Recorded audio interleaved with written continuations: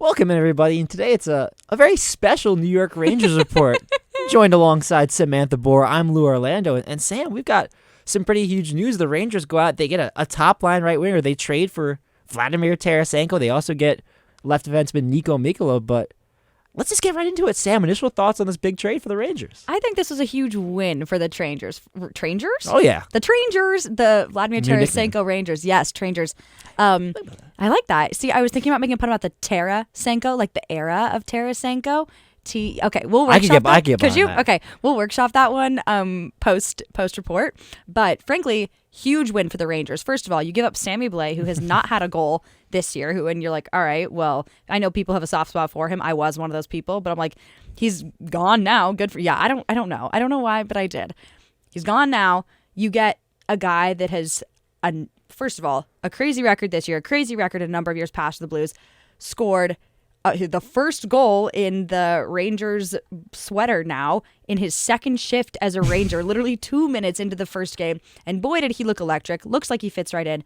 I'm thrilled about it. And you get Niko Mikkola, who, though he did have a little trouble in that first game, dodging penalties, he had 3 of them, if I can recall. But the last one especially, I will say, was not his fault. Gerard Gallant said that was a bad call. I agree it was a bad call. But you get him too, so you get a great defenseman there. I think overall, huge win for the Rangers. Big fan of this trade. I think there's 2 things when you break it down. It's first off, you fill 2 needs, right? The Rangers have been talking about need a top-line right winger. That was one of the big things lacking for this team. You wanted a guy you could put on the top line, put on the right side, pair with whoever you want to put there. Zibanejad and Kreider, if you want to do Zibanejad and Panarin. Needed a guy. You also needed a left defenseman. They've been running out Ben Harper. Wasn't personally a fan. Guy. If you're thinking about playoffs, you feel like that's not a defenseman you want out there on your third line. So you get Niko Mikkola, who, yes, penalties early, but Rangers seem to like him. And I think the other thing is the package that you gave up, right? I think no matter what, if you're acquiring a top-line guy, you're giving up a first-rounder. Whether it talks about Kane or whoever you're going to go out and get, Hurdle, Meyer, you're giving up a first-rounder. You give up a conditional first-rounder, it looks like it's going to be the worst of the 2. Yeah. So that's a win right there. You give up Sammy Blais, which is... Listen, I don't think Sammy Blais was going to be on this playoff roster, especially once you get a top-line guy like Tarasenko. It's a guy that fans aren't really thrilled about, and you erase the Pavel Buchnevich trade, which is a big loss of the Rangers, getting Sammy Blais in return for that. And then you get the left defenseman, so I think, and then you only give up Hunter Skinner. And so I think it's, in terms of what you're giving up, in terms of what you're getting, the Rangers put themselves in a position to fight for the playoffs. If they want to do a line of Panarin, Zibanejad, and Tarasenko, I'd say that's one of the most talented lines in the NHL. I would agree. Put it right up there. And another thing to sweeten the deal, Tarasenko was excellent in the cup run for the Blues. Oh my gosh, he was one of their top performers. Oh yeah, he always is. I mean, I feel like he has been such a household name for the Blues. I have a lot of friends in St. Louis, and they're big on Vladimir Tarasenko. My friend actually has a gerbil named Vladimir after him. I think that he's just one of those guys that you can rely on is the thing. And I know there have been a little bit of questions about his age or some past injuries or things of that nature, but I don't really see that being an issue for them right now. And I think it's very key that they've acquired him when they have, because of course, you get someone at the deadline, whatever, but I feel between the deadline and playoffs, there's time to acclimate, but there's not too much time. And acquiring him even just a little bit earlier, and Niko Mikkola, gives them both a lot more time to fit in. Plus, they're already friends with people on the team. They've played with people on the team before. They've got that chemistry. I think it was a great acquisition for them, and I think that doing it now was really important at the time when every game starts to become really crucial, especially in terms of standings, because, this team has been on fire recently. 6 wins in a row. They have more points than any team in the Western Conference, and yet I believe they're still 6th in the East right now, which is ridiculous. So I think you need all the help you can get, and I think that Kreider, Zibanejad, Tarasenko line is something that people probably should look out for and be kind of afraid of. And right now, the Eastern Conference is an absolute juggernaut. Oh, my gosh. I think the Rangers, the latest power rankings I saw, they're up to 5th, and it's the top 6 in the NHL right now are Eastern Conference teams. So it's Eastern Conference. We know it's just going to be an absolute juggernaut. But 2 things I really love about this trade is, first off, the time that they decided to make the trade. They didn't wait till right at the deadline. They're giving Tarasenko time to get acclimated. And also, I think, you look at Tarasenko as opposed to, Patrick Kane had been floated out really since the beginning of this year as someone that thought the Rangers were going to get. Kane's kind of been trying to get that and try and manifest that. But the asking price for Kane was going to be huge. The asking price for Hurdle or Meyer was going to be really, really big. And Tarasenko, maybe not having a down year, but with St. Louis, 29 points through 38 games. And 31 points the year before, had 82 points the year before, but kind of a down year. Felt like his asking price was a lot lower than some of the other names they were throwing out there. And one of the big things about Kane and trying to go out and get Kane was, well, Kane and Panarin have the connection. Tarasenko, Russian brother for Panarin. Yeah, right. I feel like they've got a chemistry too where you still kind of get the plus sides of the Patrick Kane deal without giving up so much for an older, injury-plagued player. Yes, I absolutely agree. Plus, I mean, I don't know Patrick Kane personally, but people there are bad stories. There are bad stories out there, and that's the thing is you walk into this locker room like this team for the most part is a team. They care about each other and they have really good chemistry on the ice in the locker room. Like we know that. I wonder what it would do to throw someone like Patrick Kane in there, especially someone who is such a star, because they've got stars. And sometimes when you throw another star in there, it can get a little dicey. But not to say Tarasenko's not a star in and of himself, of course. But like you said, having those quote unquote off years or more down years, I think have made him more manageable in terms of asking price. And also, maybe he's not coming in thinking he's the king of the chicken coop. But I've really loved what I've seen out of him so far. Plus, winning in recent memory, he won in 2019 with the Blues. He's tasted a Stanley Cup in recent years. So I think that right now he is so focused on the fact that this team has a chance at the Cup, has a very good chance at the Cup, especially the way they've been playing recently. And he wants to be a part of that roster, and he's going to do everything he can. Besides, that first game where I saw him live, and I was like, wow, you are. Of course I did. I saw him live, and I was very impressed with the way he was skating, the way he was playing. That was before he had even had a practice with the team. That's the thing is we ask Alon after, we're like, how do you feel about the way he and Mikkola have been fitting in? And he's like, you know what? Not bad for two guys that literally only got a morning skate. They have not, at that point, had not even had official practice.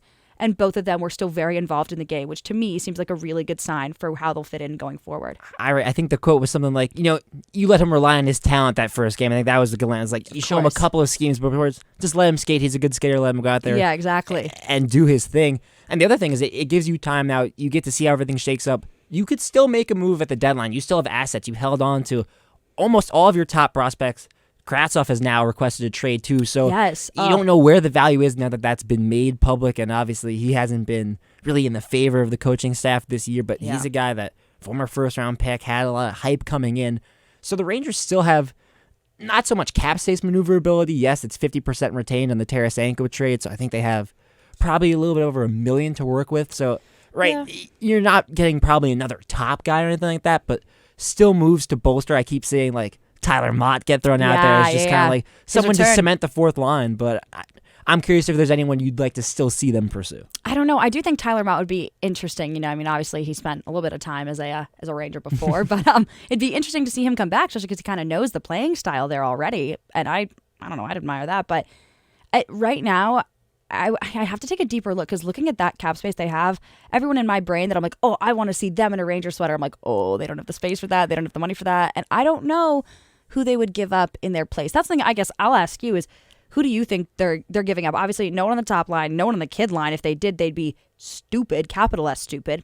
Not going to be VC, not going to be the goalies. I'm like, where are you going to get that money from? Because right now, I have no idea. The Rangers seem kind of strapped for cash. Yeah, it's fans keep throwing out whenever they want to get a big guy. Well, throw in Goodrow. They're not going to trade Goodrow. Gallant loves Goodrow. He loves him. You're not trading. I think if he's on the third or fourth line, like that's a really talented player to have that really lengthens your lineup. I think it's a package around Kravtsov and probably picks if you do anything. I've kind of been jokingly wishing for Candace Green's cousin, James Van Riemsdyk, just I think that'd be really fun.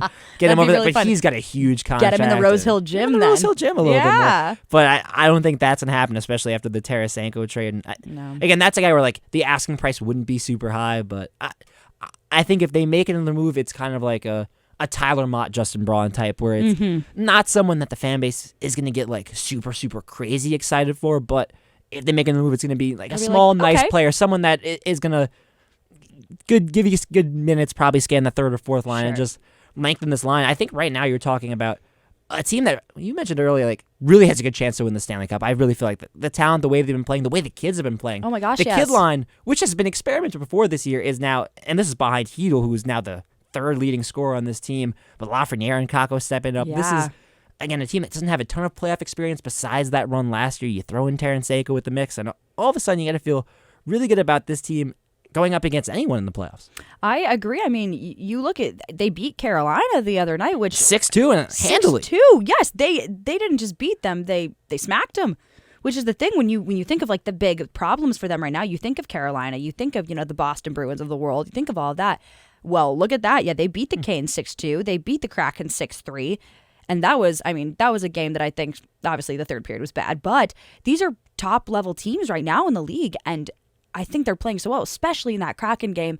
The way the kid line works, the way they've worked in the last few games has been so remarkable.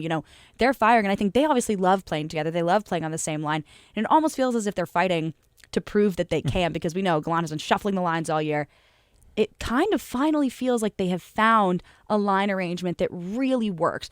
I think you can't break up the kid line. I'm sure they'll mess with the top line a little bit as things happen, but even right, Trocheck, Panarin, Vesey, that second line has been really good, and no complaints about Kreider, Zibanejad, Tarasenko as well. And I know the first time they ran it out there, you got excited because you saw Panarin, Zibanejad, Tarasenko, and you went, man, that's a great first line. But to drop Panarin down to the second line, to have him finally work well with Trocheck, and I think the Vesey-Panarin connection has been a little underrated, and I'm not sure how people in the fan base feel about having Vesey in the second line. I think that's fine. I think especially with the way the third line's been playing, like I think you have the ability to throw Vesey on that second line, especially Panarin's on a heater right now. It seems like he just can't be stopped. He's scoring 2-3 goals, maybe sometimes 4 a game. Sometimes 4. Sometimes he drops a 4-goal game on you. So I think this is a team, as we wrap this up, that is in such a good spot. Yes, still in third place in the Metro, but 3 points behind the Devils, 6 behind the Hurricanes, and even if this ends up being a first round matchup, Rangers Devils, first off, electric for the city, so fun. And also, I think if you're the Rangers, not necessarily that you love your chances. I don't think you'd love to play the Devils in the first round, but again, you feel confident. I think going up against anybody. I agree. I think that would be really fun, like you said, for hometown rivalries. It would be really fun for fans, for the players to be playing against people that are literally so close by. Also great for them. Traveling is not an issue. So I think we would see the peak of both teams, because both teams can sleep in their own beds every night. If that happened, that'd really be peacocky on peacocky, which I would love. But yeah, I'm not really worried about the lineups right now. Not worried about the kid line especially. I think that Hedl, I think people had maybe some doubts about him. People had some things, especially at the beginning of the season, where they're like, he's not doing what we want him to do. Look at him now. He is on fire. I don't remember exactly what it is, but last I checked, I think he had 7 points in the last 5 games or something crazy. He's doing it. He almost got a hat trick in that game against the Kraken. He was mighty close, and it's coming for him. So I'm happy for them. Points in their 7 of their last 8 games and 6 games straight. So look at that. And looking a little bit to next year, Rangers are going to be in some cap trouble. Miller's going to get a contract. Hedel's going to get a contract, but we'll think about that next year. Right now, Rangers are peaking, I think, playing their best hockey. That wraps it up for our Rangers report. Rangers have won 6th straight. They've got Edmonton tomorrow at 9 o'clock. Yes. That does it for this quick little New York Rangers update. They trade for Tarasenko. They get Niko Mikkola as well. For Samantha Bohrer, Lou Orlando. Have a good one, guys.